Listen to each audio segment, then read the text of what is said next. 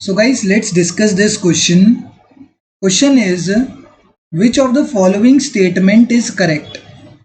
इन चारों में से कौन सी स्टेटमेंट करेक्ट है? तो बोला गया standard deviation is independent of change of origin. Mean deviation can be calculated from both mean and median. And the third is standard deviation is independent of change of scale. ये change of origin और change of scale का मतलब क्या होता है? पहली बात तो देखो, जो ऑप्शन नंबर 2 है वो बिल्कुल सही है. ऑप्शन नंबर 2 बिल्कुल सही है कि मीन डेविएशन को मीन के थ्रू भी निकाला जा सकता है और मीडियन के थ्रू भी निकाला जा सकता है. तो ऑप्शन नंबर 2 तो बिल्कुल सही है. अब इनको देखना है इन दोनों में से कौन सा सही है, या दोनों गलत हैं या दोनों सही है. देखते हैं. तो ये जो वर्ड बोला गया है, वैसे ये स्टैंडर्ड डेविएशन का पार्ट है, बट एक बारी स्टैंडर्ड डेविएशन में भी पढ़ेंगे.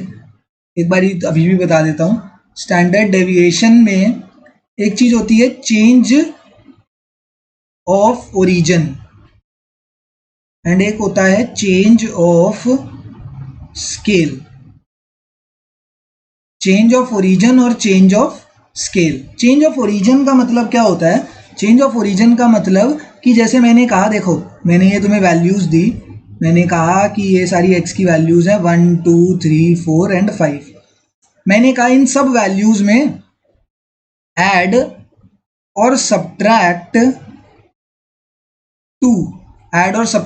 2 from in the given values. मैंने कहा या तो ऐड कर दो, जो तुम्हारा मन है, या तो ऐड कर दो या तो सब्ट्रैक्ट कर दो इस इन गिवन वैल्यूज में से 2 को. तो मैंने ऐड कर दिया सब में 2 को. तो ऐड करने के बाद ये हो गया 3 4 5 6 और 7. जब ये नई वैल्यूज जो आई हैं और ये जो पुरानी वैल्यूज थी, इनका मैं स्टैंडर्ड डेविएशन निकालूंगा तो इन दोनों का स्टैंडर्ड डेविएशन सेम निकल के आएगा. ये होता है चेंज ऑफ ओरिजिन. मतलब जब हम अपनी गिवन वैल्यूज या गिवन वेरिएबल्स को ऐड या सब्ट्रैक्ट कर देते हैं, सबको, किसी एक को नहीं, किसी एक दो में नहीं करा, मैंने सब वैल्यूज के अंदर से ऐड या सब्ट्रैक्ट करा है, तो that is known as change of origin. मैंने उसका ओरिजिन ही बदल दिया, मैंने उसका ओरिजिन ही चेंज कर दिया.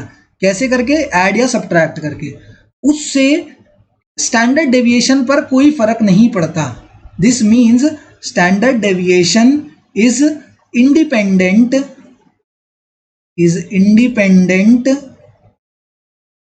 Of change of origin. अगर ओरिजिन में चेंज होगा तो स्टैंडर्ड डेविएशन को कोई फर्क नहीं पड़ेगा, उससे standard deviation will remain independent. तो ये जो फर्स्ट वाली ऑप्शन है ये भी बिल्कुल सही है कि standard deviation is independent of change of origin.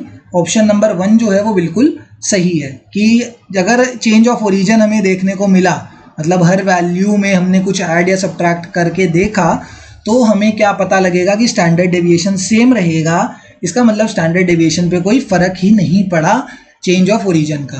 But वहीं पे अगर चेंज ऑफ स्केल की बात करें तो चेंज ऑफ स्केल में कुछ नहीं है. जैसे ये x था ना, ये वैल्यूज थी 1 2 3, मैंने वैल्यूज ली.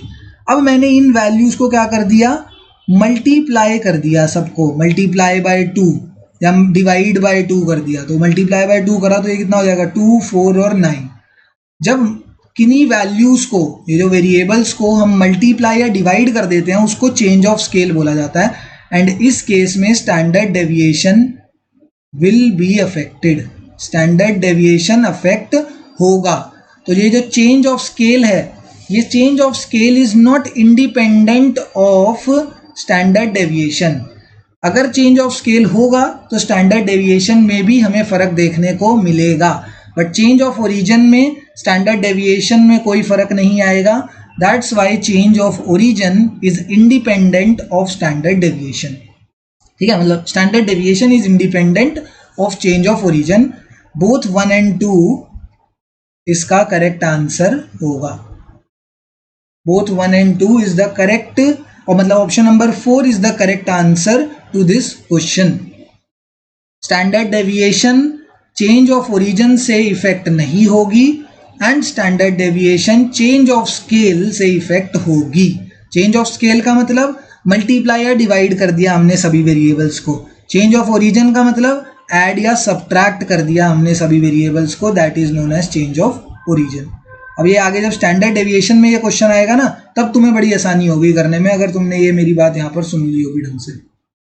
ठीक है, थैंक यू।